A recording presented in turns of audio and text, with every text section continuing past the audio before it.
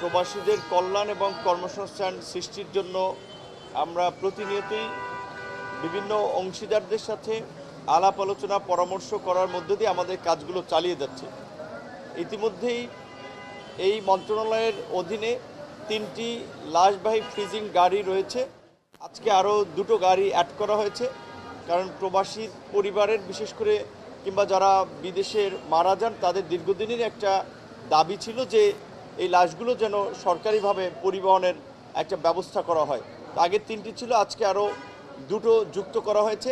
এবং একটা বিষয় যে অনেকে জানেন না, সেজন্য একটু আমরা বলছি যে প্রবাসী যারা মৃত লাশ আসে ইনস্ট্যান্টলি কিন্তু এয়ারপোর্টেই তাদেরকে 35,000 টাকা দেওয়া হয়, এবং যারা বিএমইটির মাধ্যমে যায় তাদের জন্য একটা ফান্ড আছে 3 লক্ষ টাকা, কিন্তু টোটাল পর্যায়ক্রমে 13 লক্ষ টাকা, কিন্তু বিএমইটির রেজিস্ট্রেশন করে যেতে হবে।